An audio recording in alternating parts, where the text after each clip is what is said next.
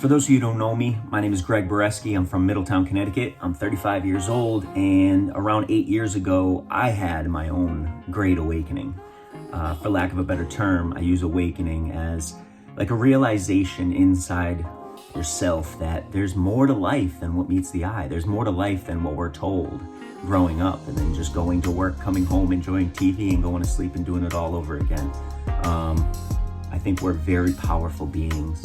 There's an old quote that says, I think it's Marianne Williamson. She says, our greatest fear is not that we are inadequate. Our greatest fear is that we are powerful beyond measure.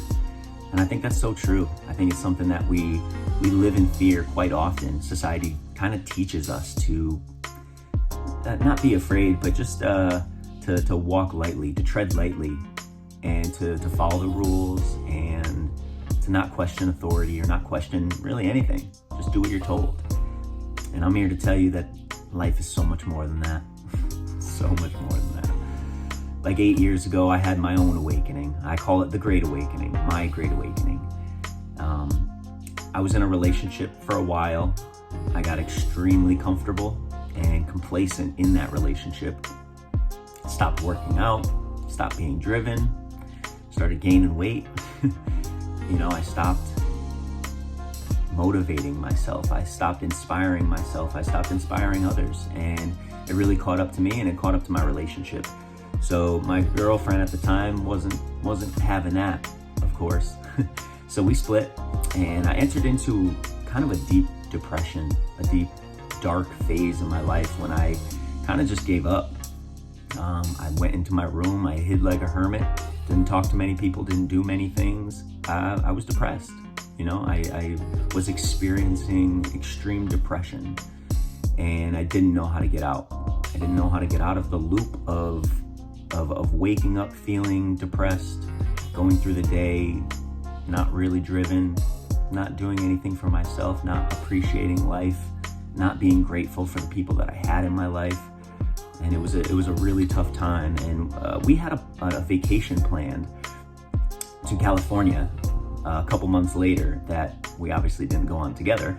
But a friend of mine was like, dude, you just gotta go. Just go out there. And I had never been out there before. So just go out there and enjoy yourself, just experience California, experience a different place, a different life than what you're doing now. I needed to break the habit. I needed to break the cycle that I was going in. I was going in this loop, and I needed to break it. So I did. So I just bought a plane ticket, and the first night I ended up sleeping in my rental car. I was still so depressed, didn't know what to do. I didn't even want to go into a hotel to talk to somebody about checking in. So that was how bad my depression was. That's how bad I didn't want to talk to anybody or be seen by anyone or anything like that. So I slept in my car that first night. I did get a hotel room the next night, and for the rest of my trip. So I smartened up. I must have put 2,000 plus miles on my rental car that week, driving up and down California from San Diego to Sacramento and San Francisco and everything in between. I just wanted to see the sights. I saw everything. I went everywhere I could, just driving around in my car and experiencing something I've never experienced before, and that was California, the West Coast. But on the third day, that was the day that changed my life.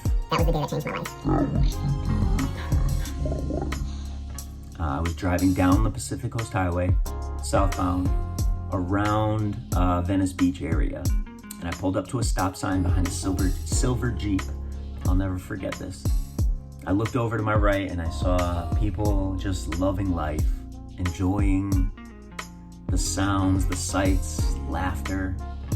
They're playing volleyball, drinking, feeling good, looking good, bikinis and bathing suits, and I started to just like reflect a little bit and ask myself, like, why was I not feeling that type of happiness?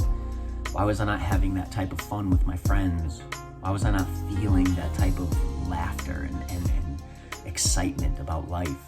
And I don't know what it was about asking those questions, but I guess they were the right questions. Because once that light turned green, it seemed like all the answers just started pouring into my body. why wasn't I happy was because I didn't try to experience happiness. I didn't choose happiness. Why wasn't I looking good? Well, because I ate like crap and I didn't work out. It just seemed like all the answers came to me all at once. I realized my responsibility in making my life what it could be instead of allowing life to push me around. I started to break down and cry as I was driving down the Pacific Coast Highway, just knowing that my life was going to be totally different from that point on. I was going to make it my responsibility and hold myself accountable to live the life that I wanted to live, that I had always wanted to live. And yeah, life's circumstances dragged me down, but I let it drag me down. And that's a lesson that I had to learn the hard way. And I think we all have to learn the hard way sometimes. And I think that it never gets too bad to get out of. We never get too low to climb out of the hole. And that was my great awakening, acknowledging the fact that my life was in my hands.